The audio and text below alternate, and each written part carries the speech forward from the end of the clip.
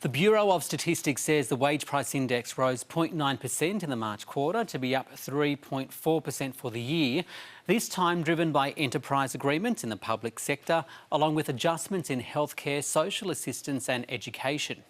But when you look at real wages, that's wages minus inflation, then that explains why so many people are feeling cost of living pressures. While they rose for 6 quarters in a row in annual terms, it follows around 3 years of negative growth, so there's a lot of catch-up to be had. Now, it's especially encouraging that we are getting this wages growth at the same time as we're getting on top of this inflation challenge in our economy. It's a fine balance though. Rising wages pushes up labour costs, squeezing margins for some businesses, and analysts say it could be inflationary if not accompanied with a pickup in productivity.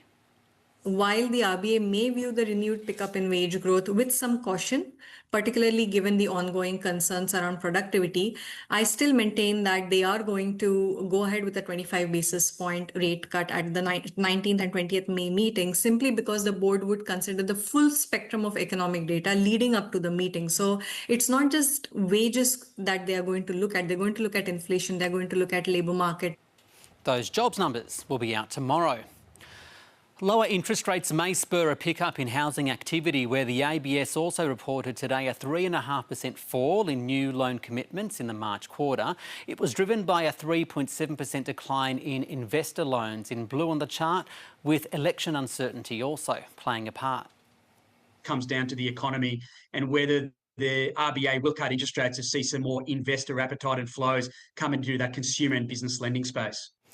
The number of loan switching lenders, meanwhile, reached their highest since September 2023 as borrowers seek better deals.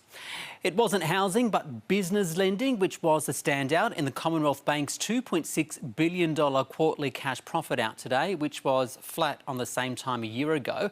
It did report a pickup in mortgage customers who are more than 90 days late on repayments, back to pre-COVID levels.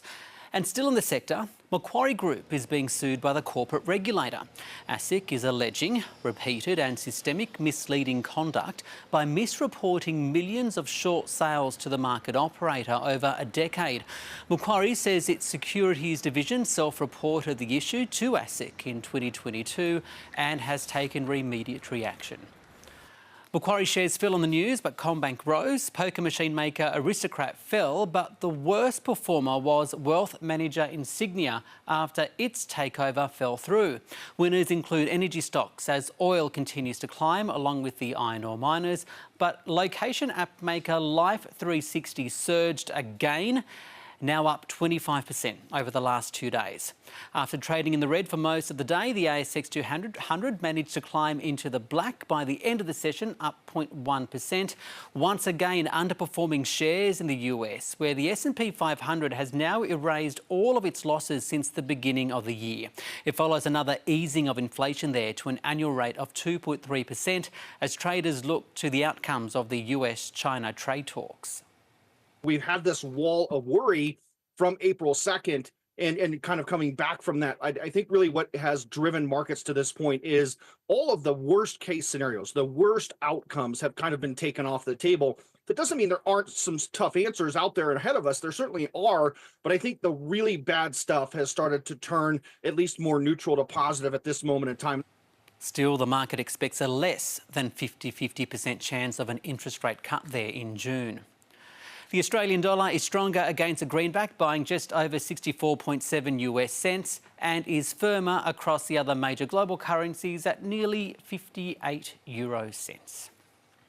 Ethnic cultural representation on the boards of Australia's largest listed companies continues to worsen.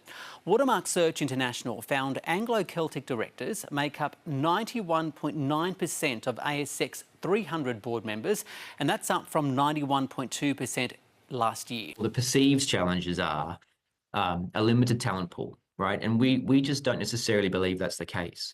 What we were looking to do is really empower boards and chairs to look at these other talent pools where there are diverse lived experiences where we can bring them onto boards. Maybe they don't have 10 years ASX listed experience. But our position is maybe that's not the only requirement you should be looking at. There are lots of other diverse viewpoints that could be welcomed onto boards. There are advisory boards, there's committees, there's a way to get these people have their views heard at the table.